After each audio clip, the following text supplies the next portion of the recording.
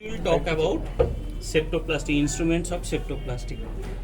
The thing is, septoplasty means straightening or maintaining the shape of septum. That is, plasty means maintenance. What? Plasty means the correction of septum. So there are two major operative procedure for correction of septum. One is septoplasty and another is SMR, that is submucosal resection. So first operative procedure was SMR, right? In SMR, most of the septal structures are removed irrespective of the shape, size and the situation of deviation, right? Now every operative procedure have some its own positives and negatives. Same depends on the SMR also. In case of SMR, as the most of the septal architecture is lost, so the complications are much more, like tip deformity. When you remove excess amount of septal bony or cartilaginous part from the anterior part, there is septal tip deformity. That tip may be droop around, right? Or tip may be retracted. Then the nose or the saddle nose. Saddle means the shape of the back of a horse, right? It becomes concave. If you remove the bony or cartilaginous part of the upper part of septum maximally, then the septum becomes, or the nose becomes like this, right? So there is concavity. The main structure is either straight or a bit convex. So all the straightening or the convexity is lost and it becomes a concave structure. That is called saddle nose deformity. Other than that, there is septal perforation, septal abscess, hematoma formation, etc. etc. As you know, cartilage doesn't have its own blood supply. It actually takes its nutrition from the perichondrium, same as the septum. So septal cartilage has no its own blood supply. They only absorb the nutrients from the perichondrium, right? So if or during SMR, the main difference between SMR and septoplasty is both sides the mucoperichondrial structure is elevated on both sides, right and left both. But in case of septoplasty, only the site where there is deviation, that site, the convex side, from the convex side the septal mucoperichondrium is elevated. The septal bone or the septal cartilage which is deviated, that is elevated from that, and removed part is that only that window which is deviated, that is removed or maybe reshaped and repositioned, right?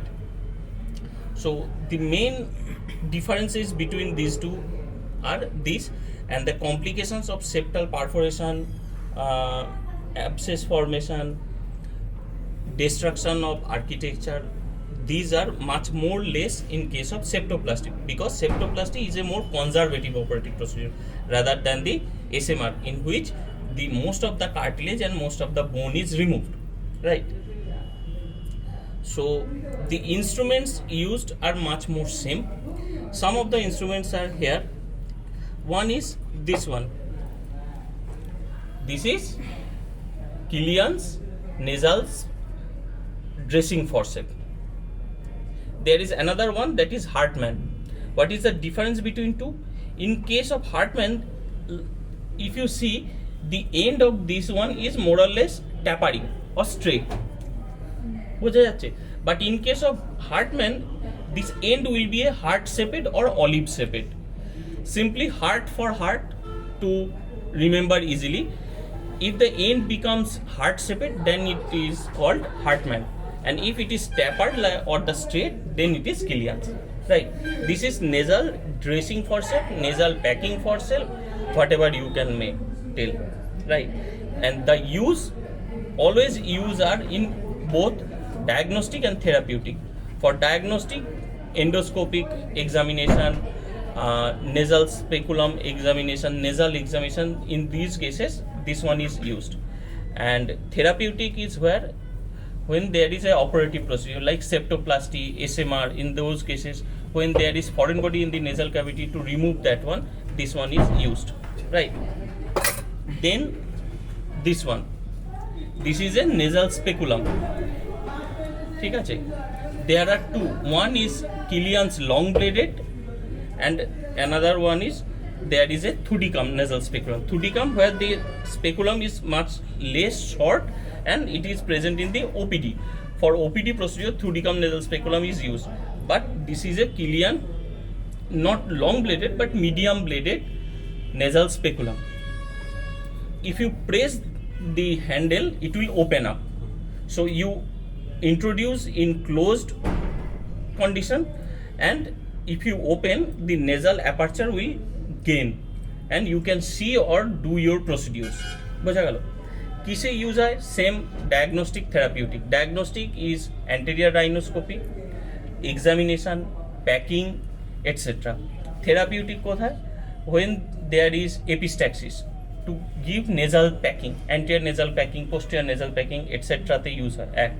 দুই, during septoplasty operative procedure or SMR operative procedure, face, etc. আর কিসে? Pituitary operative প্রসিডিওরে যদি ধর bleeding থাকে, bleeding পয়েন্টটাকে আমরা coagulate করতে চাই, সেইগুলোতে use করা হয়, right? And another one is this one, এটা হচ্ছে Freer's perichondrial elevator. Diagnostic therapeutic same. Diagnostic হচ্ছে examination to see the structure, if it is, suppose there is a space occupying lesion or polypoid lesion present in one of the right or left nasal cavity or in both side. এবারে এটার use কিসে হয়? যে to see if it is painful or not. If you touch the patient, if complains it is a painful, then the DD becomes different. Then if it bleeds on touch, যদি কোনো structure বা polyp বা what ever যদি ব্লিডস on touch হয়, তাহলে তার DD আলাদা হয়ে যাবে, like juvenile nasopharyngeal angiofibroma or infected polyp or malignant SOL etcetera. এবার therapeutic use same, septoplasty, SMR operative procedure etcetera. আচ্ছা, এবার সেপ্টোপ্লাস্টি আর এসএমআরে অনেক সময় জিজ্ঞাসা করে what are the operative procedure where septoplasty or SMR is a part of that operation. In case of functional endoscopic sinus surgery, where there is polyp or sinusitis is there along with septal deviation is there, in those cases to do the septoplasty first to gain the access, then go for the face. Then if there is polyp formation, if there is malignancy in there, if you want to take a biopsy from that, in those cases if there is severe deviation, then you can go for septoplasty or SMR first. Then endoscopic dacrocystorhinostomy, where there is DCR, but it is done through the nasal cavity. There are some patients which are those who are more concerned about a scar formation in their face or below the eye. In those cases we can go for the endoscopic DCR operative procedure. Again, if there is abscess formation in the nasolacrimal system, then also it is drained through the nasal cavity. বোঝা গেল? তারপরে pituitary operations, pituitary যেখানে hypophysectomy করা হয়, endoscopic hypophysectomy, in those cases septoplasty or SMR is first done to gain access or go directly into the pituitary. So পিটুইটারির approach তিনটে আছে, lateral, medial আর intermediate. বোঝা গেল? ল্যাটারাল কি? ফ্রম ল্যাটারাল টু মিডিয়াল, এই middle terminate. যদি laterally যাওয়া হয়, মিডল টার্মিনেটে ল্যাটারালি, তাহলে ইট বিকামস ল্যাটারাল. একটা হচ্ছে মিডিয়াম, যেটা হচ্ছে দুটোর মাঝখান দিয়ে তুই যদি যাস, অ্যান্ড আর একটা হচ্ছে medial. In those cases through septum we can go straight to the pituitary. We go first do a septoplasty or SMR, make a window, we remove the anterior structure. As you know, the spur or spine of the rostrum of sphenoid produces the posterior part of septum, বনি septum. এইবার যদি আমরা ওই পার্টটাকে রস্ট্রাম of sphenoid করি তাহলে আমরা directly স্ফেনয়েডের উইন্ডোতে ঢুকবো। So in front of you medial most structure is the pituitary itself which hangs into the pituitary fossa of sphenoid. বোঝা গেল? সেক্ষেত্রে আমরা থ্রু সেপ্টাম যেতে পারি। মেনলি এইগুলো হচ্ছে অপারেটিভ প্রসিডিউর। এরপরে কমপ্লিকেশান আসবে। কমপ্লিকেশানসের মধ্যে ব্লিডিং, অ্যাবসেস ফর্মেশন, হিমাটোমা ফর্মেশন, যেগুলো আগে বললাম, পারফোরেশন, স্যাডেল নোজ ডিফর্মিটি, টিপ ডিফর্মিটি, এটসেট্রা এটসেট্রা। আর একটা হচ্ছে সেপ্টোরাইনোপ্লাস্টি। সেপ্টোরাইনোপ্লাস্টি যেখানে করা হয়, যেখানে ধর ডেভিয়েটেড নেজাল আর্কিটেকচার থাকে, সিভিয়ার ডেভিয়েশন আছে বা হাম্প নোজ আছে, সেগুলোর ক্ষেত্রে আমরা সেপ্টোপ্লাস্টি বা এসএমআর করে তারপরে বাকি ইয়ে করে। In those cases there is a dictum, that is where the septum goes, nose goes along with. যদি সেপ্টাল ডেভিয়েশন থাকে তাহলে অবভিয়াসলি নেজাল ডিফর্মিটিও থাকবে। যদি সেপ্টাল ডেভিয়েশন না থাকে তাহলে chances of nasal deviation is also less. বোঝা গেল? এই হ্যাঁ। আর এরপরে যে বাকি থিওরিটিক্যাল পার্টগুলো সেগুলো বই থেকে তোরা পড়ে নিতে পারবি, যে এর সঙ্গে যে কন্ট্রাইন্ডিকেশন কি আছে, কোন কোন ক্ষেত্রে ইউজ করা যায় না, এটসেট্রা। যেমন paediatric cases, those who are below 16 or 18 years of age, in those cases septoplasty is preferred because the growth center of septum is present in the septum cartilage itself. So if you remove a part of septum in case of SMR, then chances of malformation of the midline of face will be there. যদি growth সেন্টারও তুই উড়িয়ে this কার্টিলেজের বা বনি, তাহলে কি হবে, সেই পার্টের গ্রোথ হবে না, বাকি ফেসের গ্রোথ হবে। দেন একটা ডিসইকুইলিব্রিয়াম ফর্মেশন হবে, যে হয়তো part of nose remains static but the face grows along with. বোঝা গেল? এই প্রবলেমগুলো হয়। আচ্ছা, এই হচ্ছে মেনলি থিওরিটিক্যাল পার্ট। এর সঙ্গে অ্যালং উইথ যে বাকি পার্টগুলো সেগুলো তোরা বই থেকে একটু দেখে নিবি, ঠিক আছে?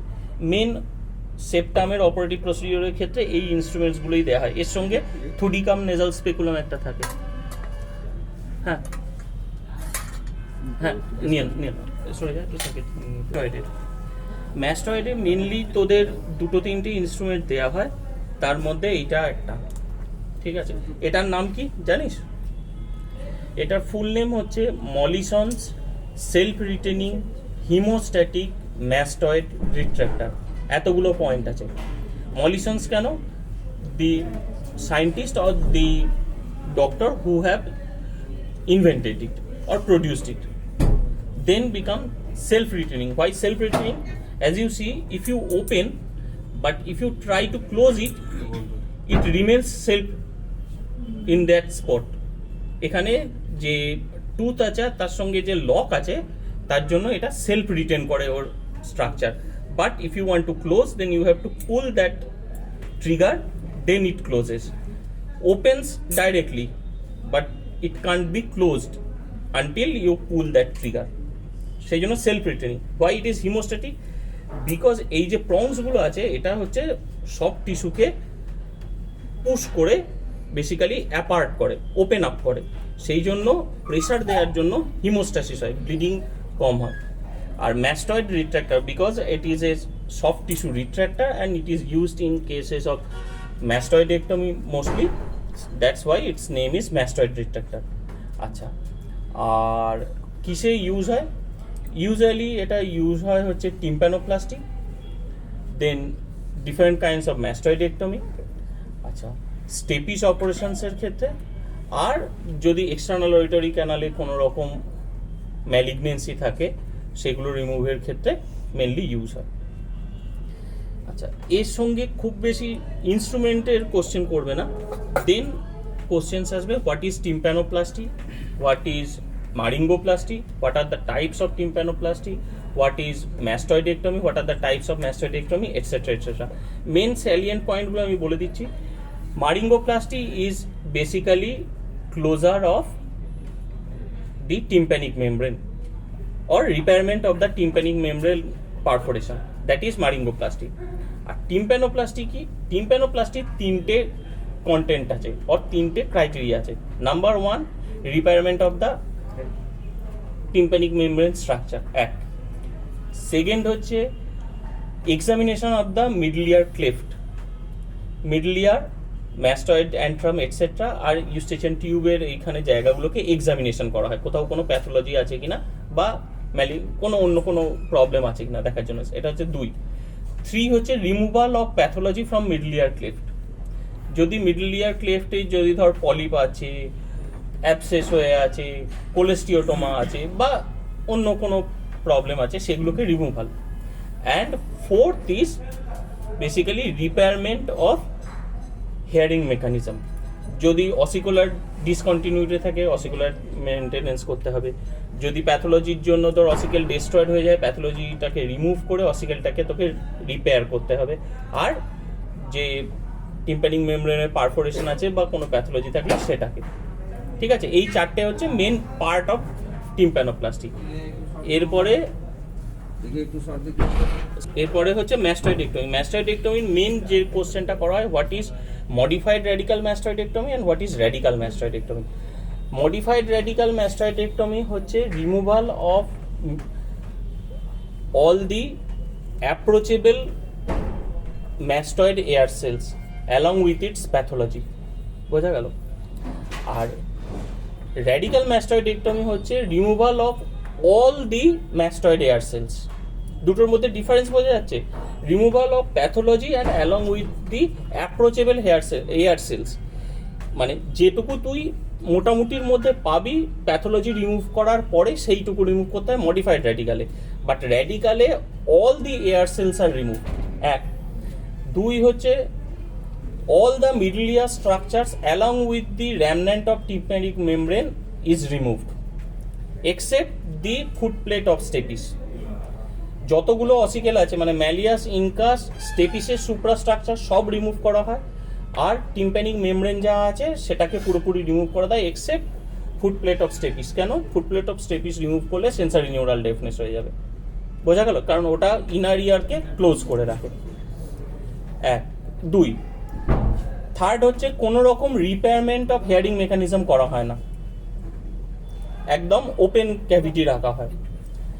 আর 4th হচ্ছে Eustachian tube opening is always closed, বোঝা গেল? কারণ ন্যাজোফ্যারিংস থেকে কোনো প্যাথোলজি যাতে মিডল ইয়ারে না আসতে পারে, সেই জন্য ইউস্টেচিয়ান টিউব ওপেনিংটা ক্লোজ করে দেওয়া হলো। মানে বেসিক্যালি ওটা একটা closed cavity, only open to the outside, হয়ে গেল।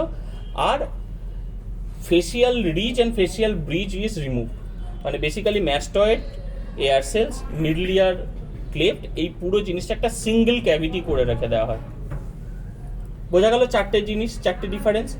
All air cells remove, all the ossicles except the foot plate of stapes along with the remnant tympanic membrane is removed, facial nerve bridge is removed, আর Eustachian টিউবের ওপেনিংটা close করে দেওয়া হয়। এই 4টে হচ্ছে মেন ক্রাইটেরিয়া র্যাডিক্যাল ম্যাস্টয়েডেক্টমিতে। র্যাডিক্যাল ম্যাস্টয়েডেক্টমি আগেকার দিনে অনেক ইন্ডিকেশন ছিল, এখন ইন্ডিকেশন কমে 1-2টোতে এসেছে। এক হচ্ছে যেখানে ডেড ইয়ার উইথ এক্সটেন্সিভ কোলেস্টিওটোমা, মানে বেসিক্যালি সেন্সারি নিউরাল ডেফনেস হয়ে গেছে, তার আর কিছু করার নেই, এক্সটেন্সিভ কোলেস্টিওটোমা আছে, সেখানে তুই র্যাডিক্যাল করে দিবি, তোর হেয়ারিং মেকানিজম বাঁচিয়ে রাখার কোনো চান্স নেই, তুই ওটাকে ওপেন ক্যাভিটি করে দিলি যাতে রেগুলার এক্সামিনেশন অ্যান্ড ক্লিনিং প্রসিডিওরটা করা যায়।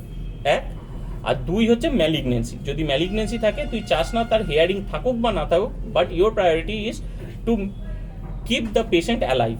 In those cases, your hearing mechanism maintenance is become secondary priority. So in those cases, only in those 2 cases, this is done radical. বাকি more or less all cases A modified radical করা হয়। এর মধ্যে এবার depend করছে যে canal ওয়াল down করব বা ক্যানাল ওয়াল আপ করব। ক্যানাল ওয়াল ডাউনটা কি, ফেসিয়াল রিজ এবং ব্রিজটাকে যদি তুই ডাউন করে দিস, করে up to the facial nerve নামিয়ে দিস, তাহলে সেটা হচ্ছে ক্যানাল ওয়াল ডাউন। আর ক্যানাল ওয়াল আপ মানে হচ্ছে উঁচু করা নয়, যে ক্যানাল ওয়াল যেটুকু আছে সেটুকুকে রেখে দেওয়া। এইটাই হচ্ছে মেন ডিফারেন্স, বোঝা গেল? এরপরে হচ্ছে ডিফারেন্ট টাইপস অফ ম্যাস্টয়েডেক্টমি কি হয়, what is Bondy's mastoidectomy, what is modified radical, what is cortical mastoidectomy, এগুলো সব থিওরি পার্ট আছে। আর টাইপস অফ টিম্প্যানোপ্লাস্টি 1 to 5 প্রত্যেকে দেখে নিবি। এর মধ্যে দেখার জিনিস হচ্ছে টাইপ 3 কে বলা হয় কলুমেলোপ্লাস্টি। তার কারণ columella is the middle ear structure of bird, and bird have only one ossicle, ঠিক আছে, যেটা ইনার ইয়ারের সঙ্গে লেগে থাকে, like stapes. So when the malleus and incus is removed but the graft is placed only over the stapes, then it becomes similar to columella or middle ear structure of a bird. That's why it is also called type 3 tympanoplasty or columelloplasty. বোঝা গেল? এই হচ্ছে mainly. এরপরে associated যে theoretical part আছে এগুলো তোদেরকে পড়তে হবে. বেসিক্যালি ইয়ারে কিন্তু ম্যাস্টয়েড এইগুলো কিন্তু খুব ভালো করে পড়তে হবে. মিডল ইয়ার স্ট্রাকচারস কিন্তু ছবি আঁকতে দেবে. ফেসিয়াল নার্ভ, মিডল ইয়ারের মিডিয়াল ওয়াল আর মিডল ইয়ারের স্ট্রাকচার, অ্যানাটমি, এটা কিন্তু খুব ভালো করে পড়ে ছবি আঁকা কিন্তু অ্যাটলিস্ট পরীক্ষার আগে 2-4 বার আঁকা প্র্যাকটিস করে নিবি, কারণ এর মধ্যে একটা কোনো কোশ্চেন আসবেই, হয় মিডিয়াল ওয়াল বা পুরো মিডল ইয়ার কিন্তু আঁকতে দেবে. স্কিম্যাটিক ডায়াগ্রাম হোক, হোয়াট এভার যাই হোক, আঁকা প্র্যাকটিস করবি কিন্তু ওটা আসবে. আর সেপ্টামের ছবি কিন্তু আসে, সেপ্টামের আর্কিটেকচার বা ল্যাটারাল ওয়াল অফ নোজ, এটা কিন্তু আসবে. এই দুটোর মধ্যে একটা কিন্তু ছবি তোকে আঁকতে দেবে. ঠিক আছে, যা পালা.